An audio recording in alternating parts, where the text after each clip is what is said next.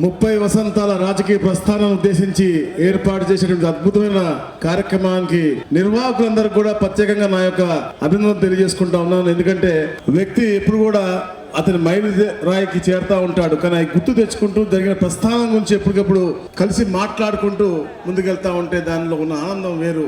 అలాంటి మంచి కార్యక్రమం ఏర్పాటు చేసి మనందరం కూడా పిలిచినందుకు కూడా ప్రత్యేకంగా నా యొక్క తరపున కృతజ్ఞతలు తెలియజేసుకుంటూ దూలిపాల్ నరేంద్ర గారికి ప్రత్యేకంగా వారి యొక్క జన్మదిన శుభాకాంక్షలు తెలియజేసుకుంటూ, దూలిపాల్ నరేంద్ర గారు రాజకీయంలో 30 ఏళ్ల కుర్రవాడిలాగా ఎప్పుడు కూడా మా అందరికంటే కూడా చురుగ్గా ఉంటూ ఎక్కడ చంద్రబాబు నాయుడు గారు ఎక్కడ చిన్న సమస్య వచ్చినా కూడా తప్పకుండా వెన్నుదన్నుగా నేను ఉంటానని చెప్పి రాజకీయ ప్రస్థానం మొత్తం కూడా పార్టీకి కష్టపడి ఈ స్థాయికి తీసుకొచ్చిన గొప్ప వ్యక్తి.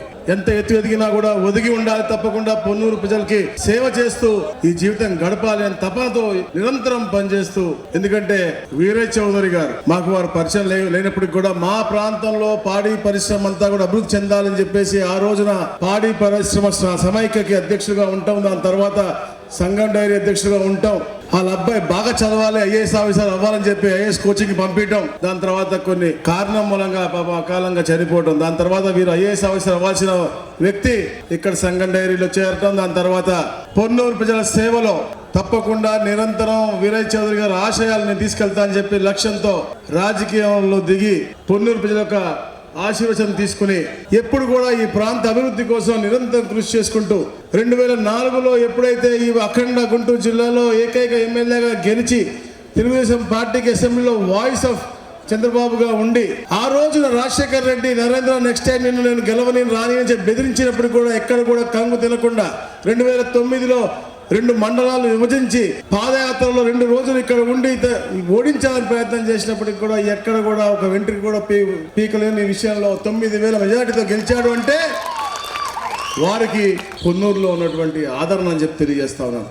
రాష్ట్ర విభజన జరిగిన తర్వాత 2014-19లో అద్భుతంగా చంద్రబాబు నాయుడు గారి దగ్గర నుంచి నిధులు తీసుకొచ్చి పొన్నూరు అంతా కూడా సందు కూడా అభివృద్ధిని చూపించిన గొప్ప వ్యక్తి. ఎందుకు గతంలో ఎప్పుడు కూడా ఆ ప్రాంతం అంతా కూడా అభివృద్ధి చూడలేదు, కానీ నరేంద్ర కుమార్ గారు రాజకీయ ప్రస్థానం వచ్చిన తర్వాత పొన్నూరు అభివృద్ధి అయింది. 2014-15 అద్భుతంగా జరిగింది. 2009లో మేము రాజకీయంలోకి వచ్చినప్పుడు మమ్మల్ని కూడా వేలు పట్టుకుని నడిపించి ఇట్లా కాదురా అట్లా అని చెప్పి దారి చూపే గొప్ప వ్యక్తి నరేంద్ర కుమార్ గారు.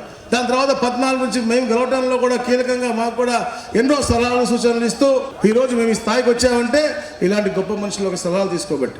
ఎన్నో ఇబ్బందులు పెట్టారు అపోజిషన్లో ఉన్నప్పుడు, ఎందుకంటే రాజకీయంలో గెలిపోవటం ఉంటాయి. ఒక దొంగ చెప్పిన మాటలు నమ్మి 2019లో ఓడిపోయినప్పటికీ కూడా ఎప్పుడు కూడా ప్రజాక్షేత్రంలో ఉండి ప్రజా సమస్యలపై పోరాటం చేస్తూ ప్రజా చైతన్యం తీసుకొస్తూ ఈ రాష్ట్రంలో ఎక్కడా చేయలేని పోరాటాలు పొన్నూరులో చేసిన వ్యక్తి నరేంద్ర గారు.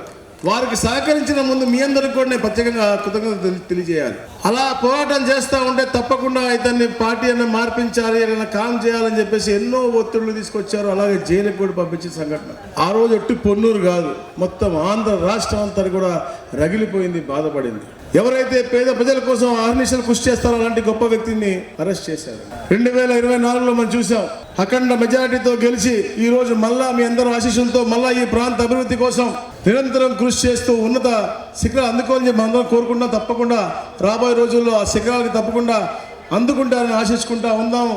ఏదైతే సంఘం చైర్మన్ 2013 అయిన తర్వాత 200 కోట్లు ఉన్నటువంటి టర్న్ ఓవర్ని 2000 కోట్లు చేసి దాంతోపాటు ఆ ప్రాంతంలో ఉన్నటువంటి రైతులందరికీ అండగా ఉండాలనే లక్ష్యంతో డివిసి హాస్పిటల్ పెట్టి అంతర్జాతీయ పరిణామాలతో అత్యాధునికమైనటువంటి మెడికల్ సర్వీస్ అందిస్తున్న గొప్ప వ్యక్తి నరేంద్ర కుమార్ గారు. అలాంటి గొప్ప వ్యక్తి మన కాన్స్టిట్యున్సీలో పొన్నూరు కాన్స్టిట్యున్సీలో 6 సార్లు గెలవటం, ఇంకా రాబోయే ప్రతి ఎలక్షన్ కూడా అన్ని ఎలక్షన్లు గెలిచే దిశగా ముందుకు వెళ్ళడం నిజంగా చాలా ఆనందదాయకం. ఇలాంటి జన్మదినాలు ఇంకా ఎన్నెన్నో చేసుకోవాలి. వారి కుటుంబ సభ్యులందరూ కూడా ఇంతే సంతోషంగా ఉండాలి, ఇంకా ఆరోగ్యవంతంగా ఉండాలని చెప్పేసి మనస్ఫూర్తిగా కోరుకుంటూ ఇలాంటి మంచి కార్యక్రమానికి నన్ను పిలిచినందుకు నిర్వాహకులకు, దీప్తికి ముఖ్యంగా, దాంతోపాటు మా మోసిన్ బాబుకి కూడా, ఎందుకంటే ఎప్పుడు కూడా గత 5 సంవత్సరాలు నాకు పరిచయం అయింది. మోసిన్ కూడా అద్భుతంగా నరేంద్ర కుమార్ గారి యొక్క సేవలో ఎప్పుడు పనిచేస్తూ ఆ ప్రాంతంలో పార్టీ కూడా